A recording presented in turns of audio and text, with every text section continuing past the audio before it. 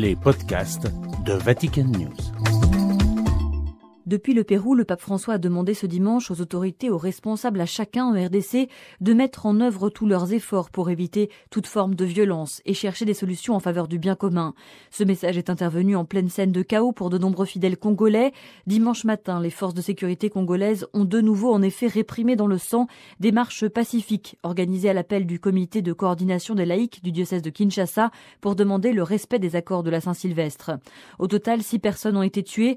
Les Nations Unies font aussi état de 57 blessés civils, de 111 arrestations dans 6 diocèses du pays. La réaction de l'évêque d'Ouvira à l'est du pays, Monseigneur Sébastien Mouyengo.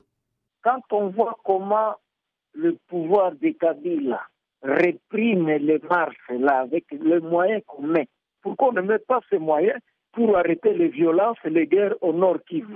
Aujourd'hui, à Beni, les gens sont en train de mourir. Il y a eu des affrontements entre les militaires congolais et on ne sait pas quelle rébellion. Il y a eu 20 morts, on n'en parle pas. Mais pour réprimer la marche, les gens qui marchent pacifiquement ont trouvé des moyens. Depuis avant-hier, ils ont commencé à mettre des barricades et les contrôles. Mais pourquoi on ne met pas ces moyens sur les frontières entre l'Ouganda et Beni-Butembo, entre le Rwanda et Bukavu-Goma, entre le Burundi et nous ici? Pourquoi on ne met pas ces moyens-là? On trouve les moyens pour réprimer les gens qui marchent pacifiquement. Qu'est-ce que vous dites aux catholiques qui ont marché hier et qui souhaiteraient marcher encore? Moi, je vous dis sincèrement, je ne suis pas pour les marches. Moi, on m'a posé la question ici. Moi, j'ai dit, nous avons introduit la cause des martyrs qui sont morts ici depuis 1964. C'est depuis l'indépendance que nous, on marche ici. Je ne veux pas en ajouter aux morts. Je prêche la résurrection des morts, mais il ne faut pas précipiter les gens à la mort. Mais on n'a pas d'autre solution. On n'a pas d'autres moyens que ça. On n'a plus d'autres moyens. Que les gens se prennent en charge, qu'ils se mettent debout.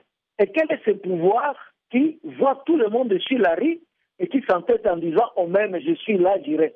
J'ai dit, quand les gens marchent comme ça, ils contestent toute autorité de ceux qui prétendent détenir le pouvoir. Nous devons différencier le pouvoir et l'autorité. Ils n'ont plus d'autorité sur les Congolais.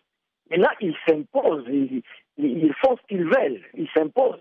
Comment gouverner un pays dans cette situation? Et moi, je suis d'avis qu'on va multiplier ces mouvements jusqu'à ce qu'ils vont sentir qu'ils ne peuvent plus et qu'ils commencent à partir l'un après l'autre. C'est tout. On n'a pas d'autres moyens. On ne peut pas prendre des armes contre eux.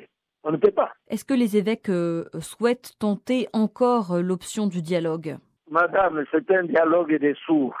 On a essayé, moi, le 20 décembre de l'année passée, avant les accords de Saint-Sylvestre, quand le président Kabila nous dit de continuer le dialogue et il nomme un premier ministre avant Saint-Sylvestre, j'ai dit à l'un ou l'autre évêque, ça ne sert à rien, nous perdons le temps. J'ai rencontré quelqu'un du pouvoir, je lui ai posé la question, nous allons où avec ça? Il m'a dit, Monseigneur, on ne cédera pas. Chaque fois que nous serons coincés, nous ferons semblant d'ouvrir les portes, mais nous ne céderons pas. Nous y sommes aujourd'hui.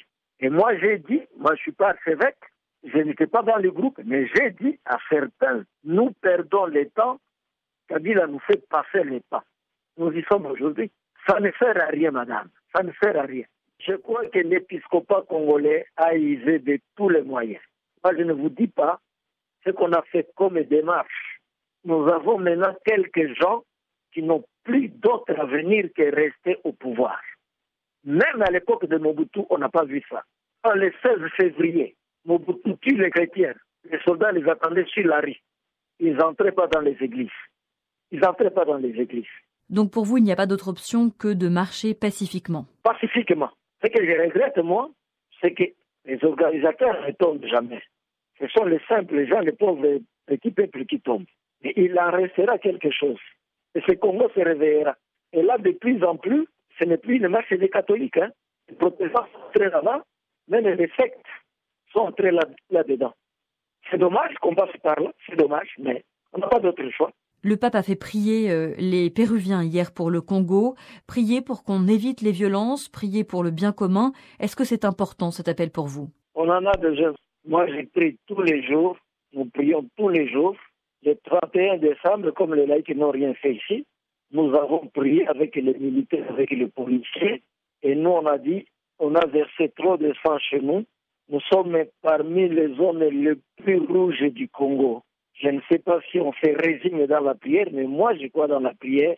Je crois à la parole du pape, je crois à la prière avec toutes les communautés, ceux qui prient pour nous. Je crois beaucoup à la parole aussi de la communauté internationale qui doit s'impliquer. Les Nations Unies, le Conseil de sécurité, l'Union européenne. Je crois à ces interventions-là. Mais je te dis, ici, les gens ont endurci les cœurs. C'est ça le problème. Quand quelqu'un vous dit, je mourrai avec une balle dans la tête, cela veut dire quoi? Il est prêt à tout, à mourir au pouvoir. Nous sommes dans cette logique-là. Nous espérons ceci. En faisant la pression, peut-être il y aura défection dans son temps et qu'il pourra rester seul. Moi, je crois ça. Il n'y a que Dieu qui est éternel. Hein? On a vu des grands dans ce monde. Moi, j'ai grandi dans le régime de Mobutu au plus fort moment de son pouvoir. Qui croyait que cet homme pouvait mourir et n'avoir pas de tombes au milieu de nous? Nous, Africains, on croyait à Kadhafi. Qui croyait que Kadhafi pouvait mourir comme ça, comme un chien sur la rue? Et tout ça, ça ne donne pas de leçons à nos politiciens. Ces gens-là, c'est eux qui sont venus avec le nom de libérateurs. Et un libérateur qui fait ça maintenant, c'est de n'importe quoi. Des propos recueillis par Marie Duhamel.